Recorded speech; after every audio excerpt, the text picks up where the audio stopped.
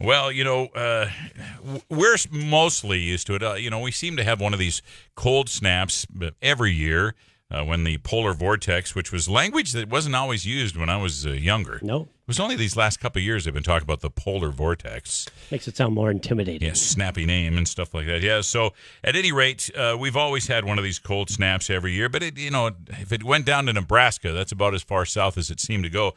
This year, a once-in-a-generation situation, and it's still affecting a great deal of the country, where this cold snap, where the polar vortex, which normally is a draft of air circling around the pole, for some reason gets dislodged and comes along the Canadian Rockies and makes its way down into the 48 contiguous United States. But this time it went really careful.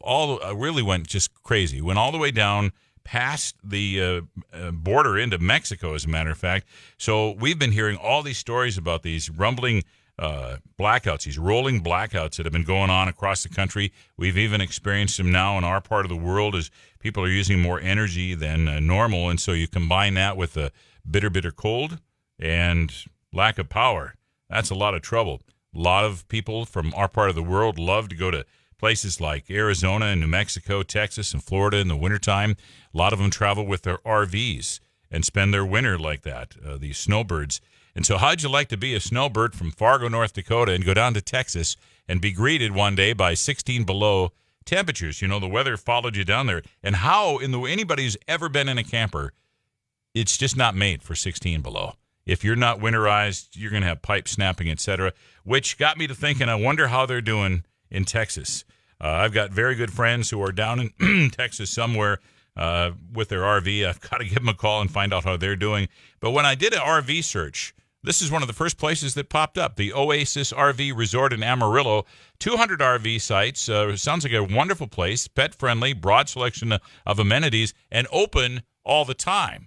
So with Amarillo's not far, down on the southern border. So I was thinking, how are these guys doing? Called yesterday. I got a hold of Debbie Moore, who is the manager, and she joins us from the Oasis RV Resort in Amarillo, Texas, along with the maintenance director there, John Chaffin. How are you guys today? Debbie, how you doing? Doing good. Keeping warm, trying to just tolerate the cold and working through it. Debbie, what's the temperature in Amarillo, Texas right now? Just a few minutes ago, I think we're up to 18 degrees so far. That's not normal for you guys in the wintertime, is it? Not too much. So, Debbie, I guess the first thing I wanted to know about is, my gosh, how do you protect the people that are staying at your resort? Now, didn't you tell me the other day it got to 16 below where you're at? Yes, sir, it sure did. We sent out a bunch of memos to everybody, letting them know to start winterizing. Don't let the water run here because it freezes up in the sewer lines and inside your unit and stuff like that. So we went around and just tried to get everybody prepared for it. So are you experiencing any of these rolling blackouts in Amarillo?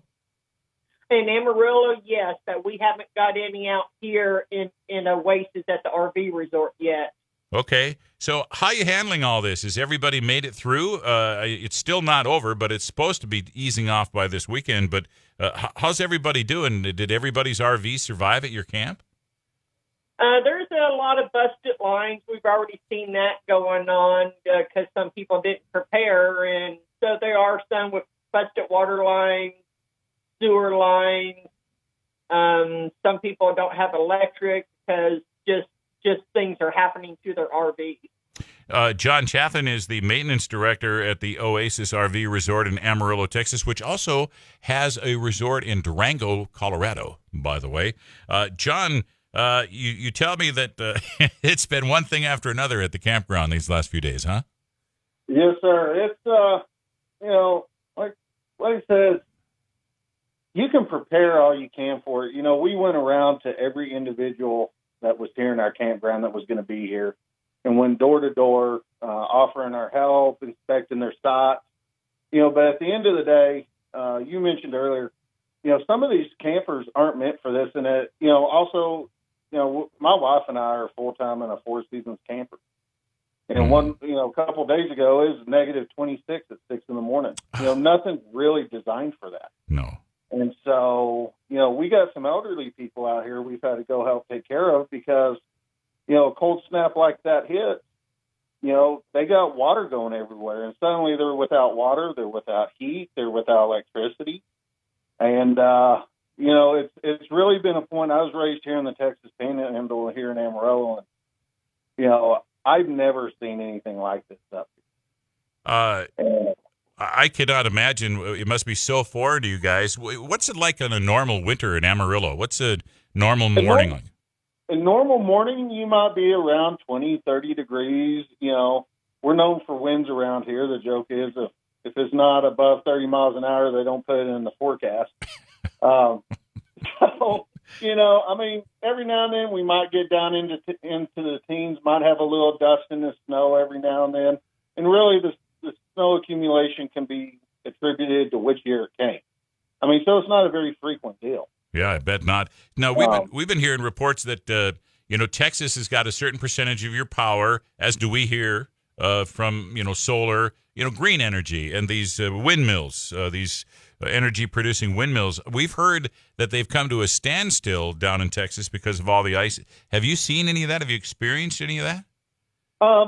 I don't know how much of our power out here is attributed to wind. We do have a large number here in the Texas Panhandle of wind turbines, and there have been a lot of reports that a lot of the turbines have actually frozen up. As far as the how much, I wouldn't be able to tell you. Okay, well, when you're trying to generate your power from that, we don't have that situation here. Earlier today, there was a discussion on KFGO about this, and I think it's mostly because we don't have a slow transition or a fast transition from rain and then into freezing ice, and then would freeze those blades. We just tend to get cold and then no buildup on the blades, and I think that's got a lot to do with why we don't see that here. But when you're trying to generate power down there, boy, that's a real problem. Have you had any problems, you guys, driving along on the highways and the roads, et cetera? Has this caused a problem with your traffic situation? I-40 gets really, really bad out here when we get something like this. Take, for instance, I want to say it was close to the 60s before this front hit. Yeah, and then the next day, you're talking about the power. We go from 60s and sunny to where you're outside walking around in shorts to below zero. Less than 24 hours. That's an 86 degree difference, of 26 below, from 60 to 86 to 26 below. Yeah. That's so. John, tell me about some of the things that you've seen pop up. Now, we've been having water mains blow here in Fargo. What kind of problems have you guys been experiencing because of the cold at the Oasis RV Resort? We've taken a lot of preparations for like every individual site out here. We got, the 200 stops. We got 10 cabins. We got an apartment, 2 hot tubs, and a pool. Each site has their own individual water faucet, their own little water hydrant. Sure. And we prep every one of those. But because it's been so cold, those go 4 foot down. Those have been snapping below what's normally our frost line.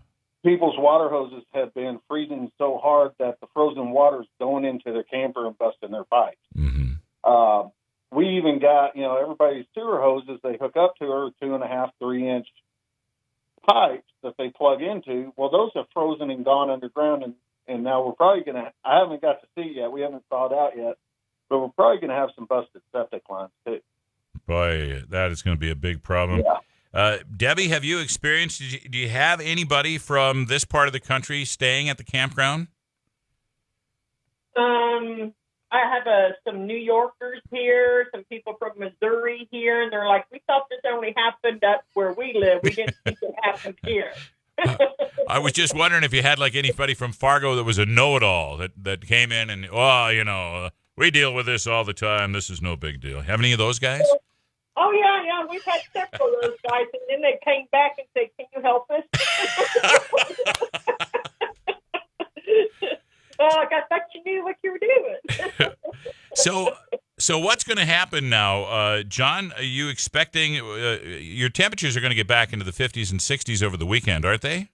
Yes, sir. So I would Yes, imagine when that frost comes out, that's when you may be seeing some snapping pipes. Right. Yeah, it's hard for us to assess any damages right now. It's also hard for us to repair any damages right now. Yeah. Really, right now, we're just kind of in a wait mode. We're helping people at night with what we can. They can call us 24 hours. And, I got some guys that work with me out here, and I got a pretty good crew. So we're kind of on standby. We got materials to replace just about everything in this park. And we're just waiting for it to warm up so we can get to work. Well, it's not going to be a dull winter in Amarillo, Texas at the Oasis RV Resort, I would imagine. No, not at all. Okay. So you guys ever thought about closing? You knew this was coming. Did you ever think about closing down for a couple of days? No, sir. No. We have other RV parks that have closed and sent people here. Oh, boy. What a mess. Yes, sir. Yeah, we take a lot of preparations to do what we can year-round, no matter what happens, to keep the lights on and keep the water flowing for our guests. Well, I'm so sorry for your trouble. We didn't mean to send our weather down there. Yeah, if you could go ahead and come on down here and take it back, that'd be amazing. We're going to reel it back up in here this weekend. We're going to get it out of your guys' hair. Well, we think of Texas as a great, big, giant, warm vacation destination around here and a place where we can go hide in the wintertime and stay nice and warm. So I'm sure that it's a shock to all our snowbirds that went down there, and especially to all of you guys. And God bless you. We wish you the very best, and I'm sorry that you're having this kind of trouble, but happy winter. Yeah, thanks. Thanks so much, Debbie Moore and John Chaffin, who are part of the Oasis RV Resort in Amarillo, Texas, joining us today, talking about a weird string of very cold weather for those guys down there. Hope you warm up soon, and thanks so much, Debbie and John. Hey, thank you so much, man. Thank you. KFGO time is 4:21. You're listening to The Drive on the Mighty 790 and 104.7 KFGO. The voice of the Valley on 100,000 watts of FM power. 104.7. The Mighty 790 KFGO. Hey, do you feel like one of the least, the lost, or the lonely? Jesus is with you. He has not forgotten about you. Don't hang your head. Lift it high and praise the one that can bring you and the rest of us through the down times. Looking to find a message of hope? Join us this and every Sunday at 9 and 10:30 a.m. on YouTube and atonementfargo.org. Atonement Fargo. Love God, love people. Hey everybody, I've got an announcement. Muscatel Burns Ford is blowing out all remaining 2020 holdover models. While supplies last, save big money on remaining F-150